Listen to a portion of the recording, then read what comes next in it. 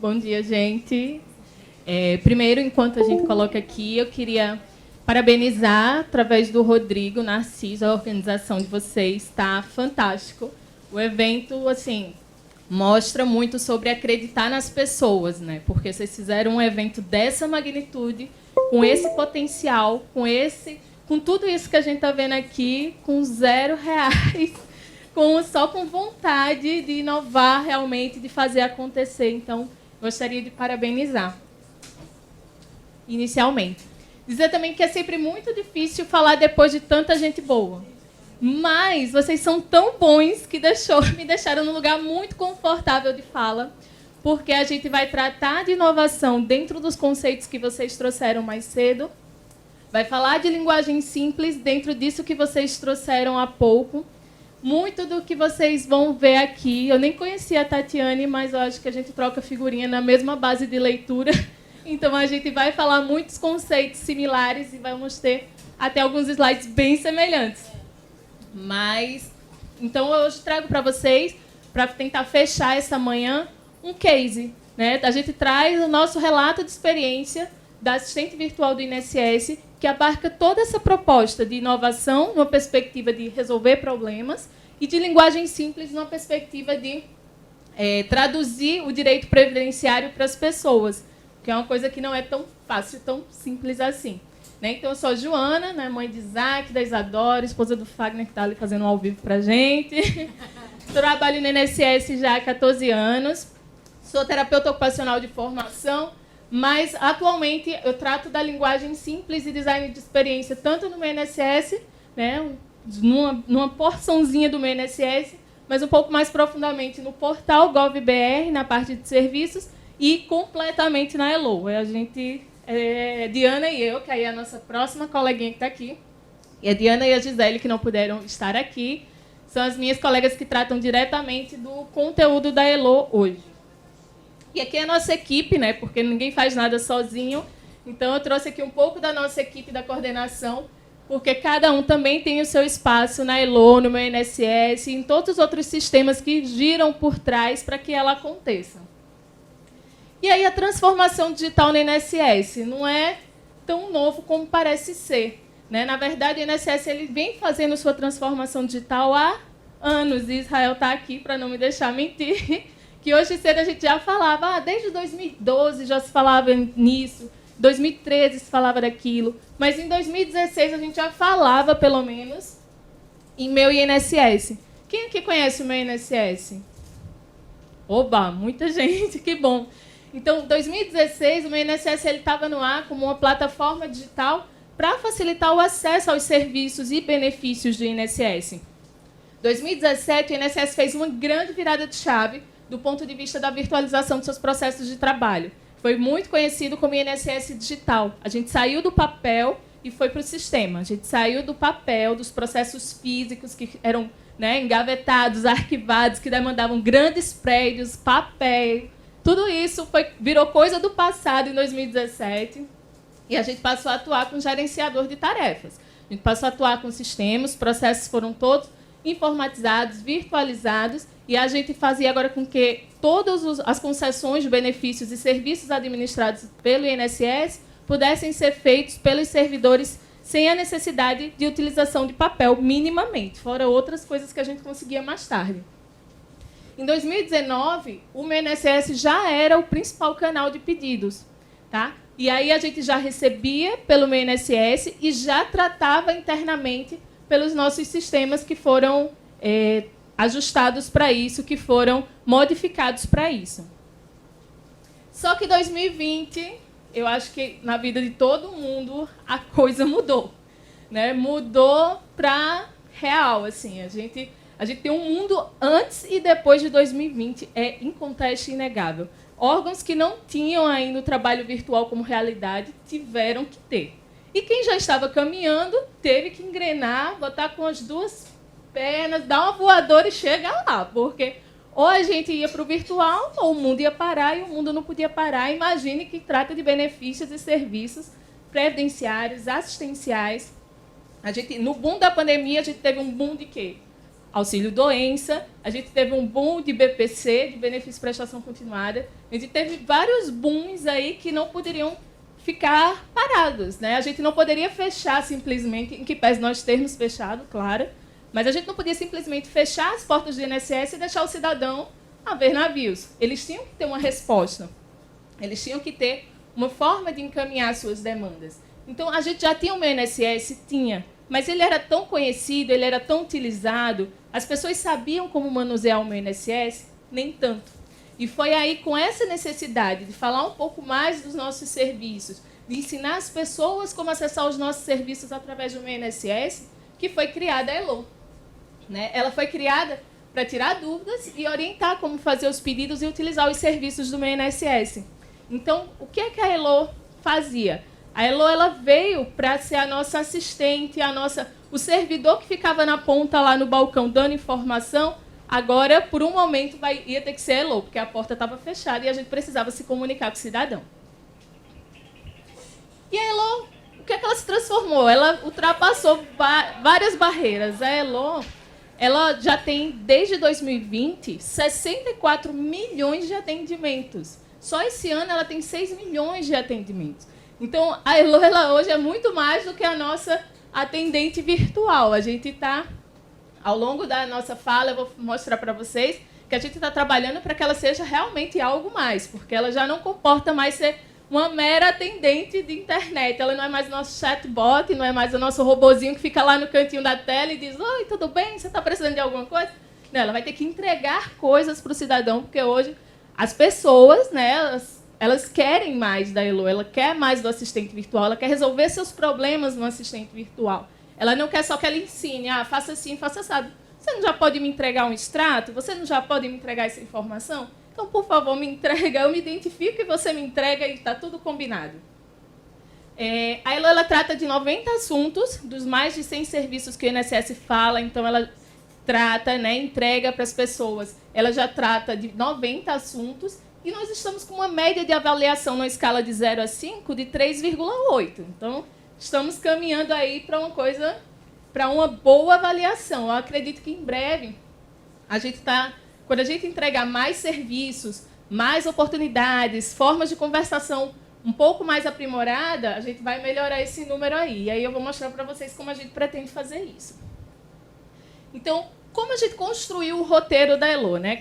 Como vocês conhecem, um chatbot, um assistente virtual, um robô, como costuma ser falado, são mecanismos que conversam com a gente, né? São plataformas que conversam com a gente sobre determinados assuntos. E aí nós escolhemos os assuntos mais buscados nas nossas ferramentas digitais. Na época, que era o meu INSS, a Central 135 e até os nossos padrões de atendimento de um modo geral. Então, nós tínhamos informações de benefícios e serviços, extratos, certidões e declarações, perícia médica e a senha do meu INSS. E aí foi o ponto de partida para o nosso roteiro da ELO.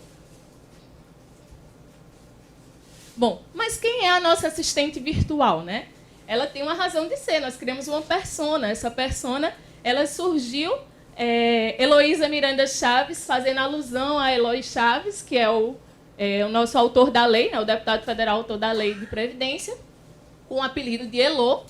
Na época, 32 anos, hoje 32 anos, 27 de junho, porque é o dia da criação do INSS, e a personalidade dela é de uma pessoa doce, educada, responsável, cordial, inteligente, enfim, formal, amigável, confiante. Nós criamos uma lógica de uma pessoa, né, que fosse aquele nosso modelo de cidadã, no caso, a Elo é uma cidadã, que vai nos prestar informações no órgão público. Então, nós queremos uma pessoa cordial, prestativa, enfim, que não gosta de internet lenta, que não levanta a voz, mas que trata as pessoas com urbanidade e que sabe dar a informação que a gente precisa, que é isso que você espera desta servidora pública virtual.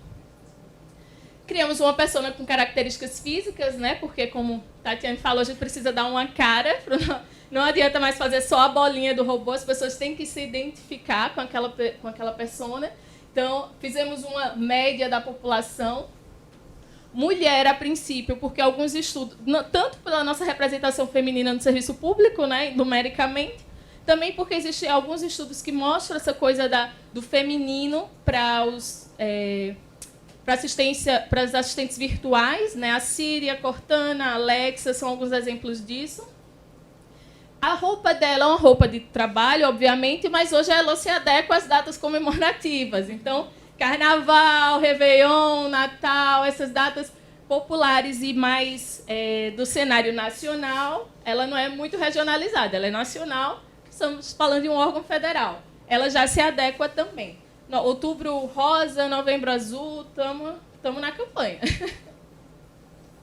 Bom, criamos um tom de voz, né? Ela precisa ter uma forma de se comunicar com as pessoas, e esse tom de voz justamente é o quê? São as palavras, é o arcabouço de fala da assistente virtual, onde ela vai usar palavras, termos e expressões que traduzam os nossos valores enquanto INSS, a nossa missão, as nossas informações, mas que não fuja desse escopo do que é a instituição. Né? Ela não pode, oi galera, não sei o quê. Não, ela tem um jeito formal de falar, ela tem um jeito atualizado de falar, a legislação previdenciária muda todo o tempo, então ela precisa estar atualizada. Né? Na época da pandemia, então, isso mudava toda hora tinha um benefício novo e sobe renda e diminui renda e não sei o quê. Então, toda hora ela... E uma hora vai pagar o 13º antes, vai pagar depois. Ela tinha que estar atualizada.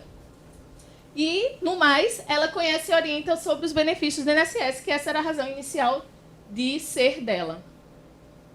E aí a linguagem simples, né? A linguagem simples vem por quê? Porque você está trazendo uma ferramenta, né, que já não é uma ferramenta tão simples, porque para a gente pode parecer simples, que a gente está numa camada privilegiada da sociedade, né, com 2º grau completo, alguns aqui com mestrado, doutorado e tudo mais, mas para quem não sabe ler e escrever e de repente ter que resolver todos os seus problemas no celular, no computador, então a gente tem que, no mínimo, facilitar o andamento disso.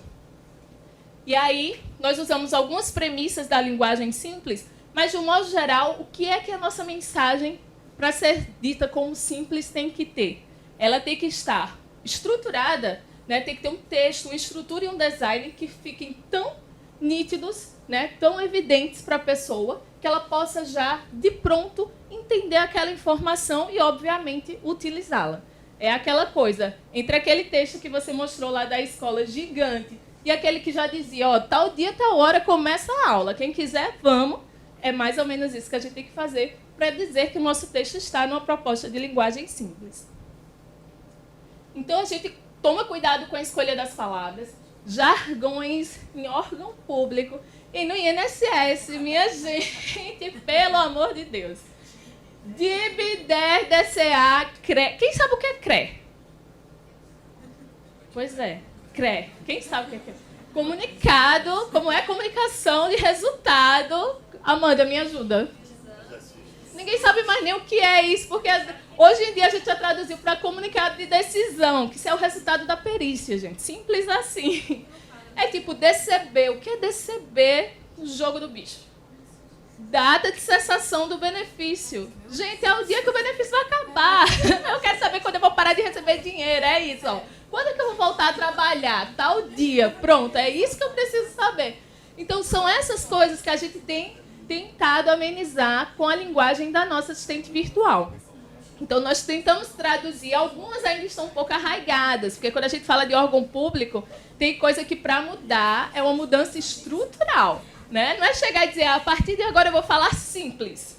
Aí o povo vai olhar para você e dizer, não vai funcionar, querida. Você pode falar simples com quem você quiser, mas lá com o presidente do INSS a linguagem é outra. Com o diretor de benefício a linguagem é outra. Mas é que os nossos diretores agora são mais tranquilos. Mas, enfim, para falar com o ministro, a linguagem é outra. Então, assim... Tá melhorando, né? Então, assim, são coisas só que a gente vai ter que trabalhar na cultura institucional. Não é meramente chegar e, a partir de hoje, vou escrever simples, todo mundo vai acatar, acolher, entender e vai dar o final feliz. Não, é cultural mesmo. A escolha das palavras, né? Questão de termos pejorativos, discriminatórios, palavras estrangeiras, né? A gente trouxe um exemplo aqui, por exemplo, que tinha numa das nossas mensagens. Sua solicitação, quando você dava entrada no pedido no INSS, aí você recebia uma mensagem, aí dizia, sua solicitação será analisada pela equipe com expertise no assunto. Ah, gente, pelo amor de Deus. Quem danado vai saber o que é expertise morando lá no interior do... Eu posso falar que eu estou vindo de lá no interior da Paraíba. Não sabe. E não é por nada, não é porque não tem leitura, cultura, não. É porque não é uma palavra do seu dia a dia. O dia a dia dele é o especialista, é o mestre, é o professor, é o cara que sabe, o técnico que sabe daquilo. Né? Não uso de termos sexistas, né? Então, essa coisa de feminino, masculino, a gente está o tempo todo tentando uniformizar, né? Vamos tentar incluir as pessoas ao máximo. Palavras difíceis, né? Sair simultaneamente é a mesma coisa de ao mesmo tempo e final feliz está tudo certo. Então, textos com linguagem simples foi uma coisa que você também falou. São textos demorados de se escrever, porque a princípio a gente entende o que está escrevendo, o nosso colega entende o que está escrevendo, mas será que todo mundo vai entender o que a gente está escrevendo? Então, às vezes, submeter esse texto para outros públicos é uma estratégia interessante para tentar garantir que você está realmente escrevendo simples. Estrutura das frases, né? Uma outra premissa também, de você escrever frases curtas, né? O mínimo de palavras possíveis, palavras simples, mas num quantitativo menor, e aí você tem um texto desse que pode ficar assim, por exemplo. Então, uma leitura muito mais agradável, muito mais direta, muito mais intuitiva e muito mais informativa, que é o que ela se presta a ser. Preferência da frase em ordem direta, né? Aquela coisa, sujeito, verbo, predicado. Você diz, fulano, faça isso. E não, por conta disso, o interessante seria que fulano falasse sobre tal coisa. Não, gente, essa história veio por meio dessas mal traçadas linhas, fala logo o que é que você quer dizer, o que é que eu quero saber. Principalmente quando a gente fala de um chatbot, porque a gente está fazendo na tela do celular, via de regra. O nosso maior usuário hoje, a maior quantidade de pessoas que usam o meu INSS hoje, eles usam pelo celular. A questão de organização do texto, estrutura textual, então são coisas que têm título, subtítulo, marcadores, a gente utiliza. Aqui é uma outra proposta de apresentação do documento, né? Entre você ter uma frase direta, ó, você pode pedir o recurso pelo INSS, fazendo o login, clicando. Se você organizar, né? Porque aí a pessoa vê o passo a passo. Primeiro eu entro, depois eu clico, depois eu confirmo, depois eu recebo. Ela vai organizando mentalmente o que ela tem que fazer, quais são as ações que ela tem que tomar, né? Bom, e aí a nossa assistente virtual, ela se propõe a ter essa característica de linguagem simples, como eu falei, num contexto estrutural. Então, ela também está preocupada atualmente com as questões de acessibilidade e inclusão, tanto da linguagem como da sua própria estrutura. Então, coisas, por exemplo, como alto contraste, daqui a pouco a interpretação, um futuro mais distante, mas o alto contraste hoje já é realidade. Né? A questão da forma de escrever para que seja, de fato, mais acessível e mais inclusiva. A gente tem tentado minimizar essas barreiras digitais. Então, onde é que a gente quer chegar? Estou sendo até bem rápida na apresentação, mas porque também uma hora dessas todo mundo já está, né, com o pé na porta para ir almoçar.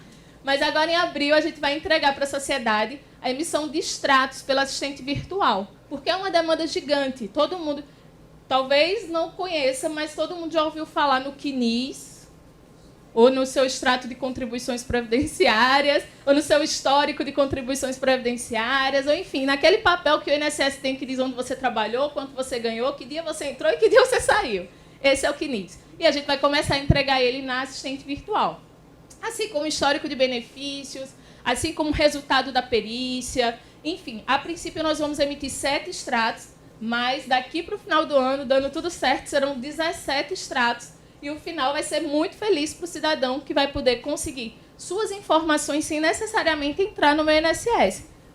Questão de segurança, vai fazer login? Vai, né, gente? Porque aí são informações pessoais. Mas login GovBR, como já é usado atualmente, para você acessar qualquer serviço do governo federal. E em maio, a gente também espera fazer a nossa virada de chave, porque, na verdade, hoje, a Elo é um robô, né? A Elo, ela traz perguntas pré-definidas para respostas também pré-definidas. Ela vai virar a chave, virar de fato um assistente virtual a partir de maio, quando a gente vai trazer para ela a tecnologia da linguagem natural, né? A NLU. Então, a gente passou todo o ano de 2022 praticamente treinando ela para que você agora, com livre digitação, diga: ah, Elô, hoje eu preciso do meu resultado de perícia. E ela já vá lá e lhe leve para o caminho do resultado de perícia. Ah, oi, Elô, hoje eu preciso saber quando é que vão pagar o 13º esse ano. Aí ela vai e leva você para a informação do 13º. Então, essa é a nossa proposta ainda para 2023. Todo esse material está pronto, já está homologado, a gente só vai agora subir em produção e fazer a roda girar, ver o que é que vai acontecer. Tomara que dê bom, né? A gente treinou para isso. E aí, para quem não conhece a Elô, para quem nunca conversou com ela, não vou pedir voto, tá? Eu não vou pedir voto. Quem quiser votar, eu agradeço. Já vou agradecer antecipadamente os votos que trouxeram a gente até aqui, porque eu achei essa proposta bem bacana também. Quem quiser votar né, no nosso trabalho depois da palestra, fica à vontade. A gente também agradece os votos, vamos ficar muito felizes. Mas aqui é para conhecer a Elô mesmo. A gente quer que vocês naveguem, vejam lá. No final das conversas, sempre tem a oportunidade de você dizer se deu certo ou se deu errado a sua conversa com ela. E se deu errado, gente, falem, deu errado. Porque a gente faz curadoria disso. Então, deu errado, deu. Diz que deu, por que deu. Qual era a informação que você queria que estivesse lá e que a gente não colocou. Ou o caminho, se foi difícil, se não foi. Quanto mais feedback pra gente, melhor. Quanto mais, né, devolutiva das pessoas, melhor. Porque é com isso que a gente trabalha para melhorar a ferramenta. Muito obrigada.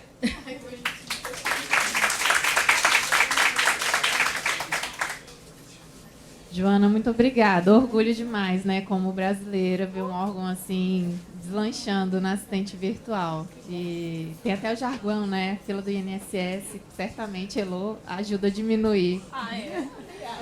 Gente, com isso a gente finaliza essa primeira parte do dia. Retornamos às atividades às 14 horas, sim. Com ela? Ah, pode.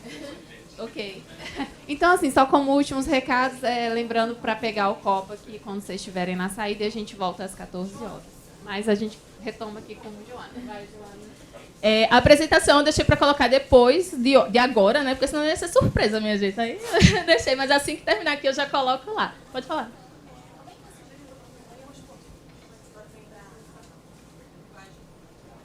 É treino mesmo. Assim, a gente... Porque, assim, o erro de português ortográfico, um O, um A, um R, a linguagem natural, ele consegue tirar isso de letra. Agora, assim, erro de português, oiê, né? Oi, a pessoa fala oi. Ela fala oi, olá, oiê, opa. Não sei, ela tem 1000 formas de dizer isso. Você tem que colocar as 1000 formas de dizer isso. Isso.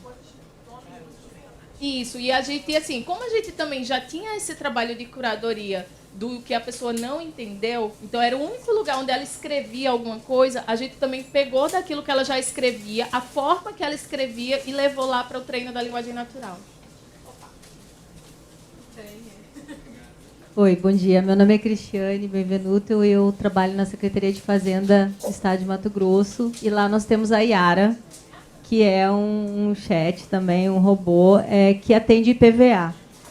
E aí a pergunta que eu gostaria de fazer é sobre a questão da segurança dos dados, né? Porque eu abri agora a Elô, então você já coloca CPF, né? Já se identifica porque você faz uma conexão com a plataforma do Gov, né? Pelo que eu percebi.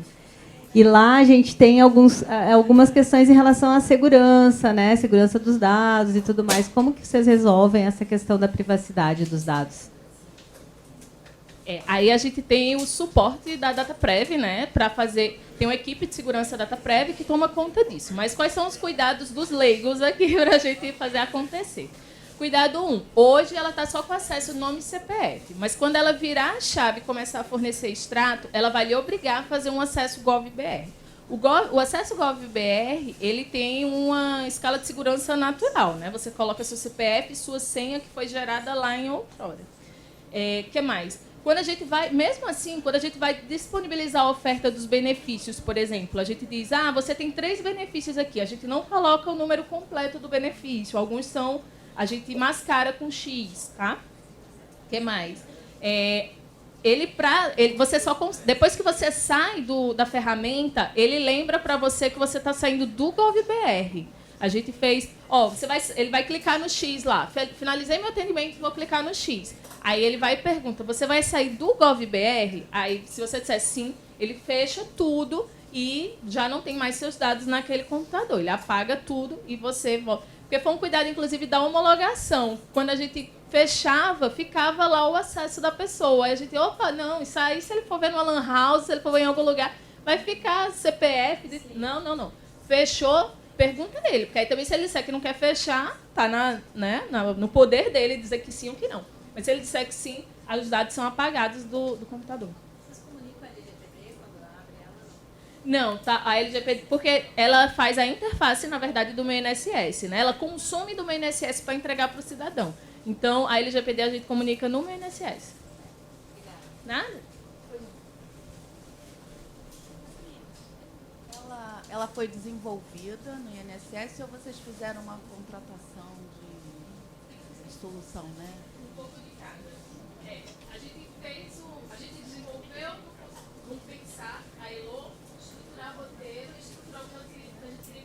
A implementação vocês contrataram. Isso, a implementação é data prévia que faz uma contratação de outra empresa, que é a EDS hoje, que aí eles fazem a contratação dos meios logísticos de. Sim. Né? Poderia ser EDS, poderia ser qualquer outra empresa que faça essa entrega com esse valor que eles fazem hoje, vamos dizer assim.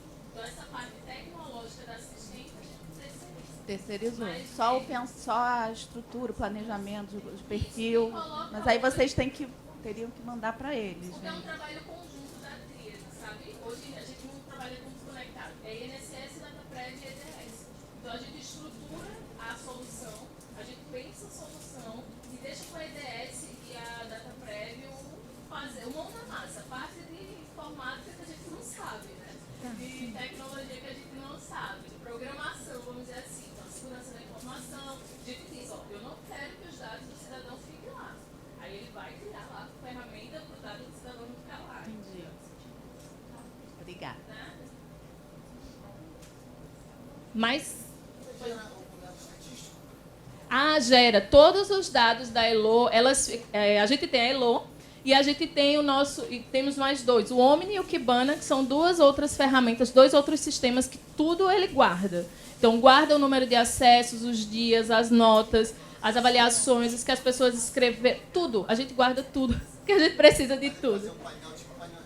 Painel de soluções, para a gente ver o quanto a gente resolveu de demanda das pessoas no Brasil, para saber também, muitas vezes é alvo de auditoria, né? Então, outra coisa, a gente quando faz informação externa, a gente está fazendo uma informação oficial. Então, se ela escrever alguma coisa errada, a gente pode estar gerando um problema para a gente, né? Então, a gente guarda toda a nossa conversa com o cidadão, com as pessoas, porque pode ser que a pessoa diga, mas a Elo disse que era assim, assim, assado. A gente, não, a Elo não disse, e está guardado aqui. Aí a gente vai e entrega o histórico lá para a pessoa. Tá bom? Mas, obrigada, gente. Foi bom demais.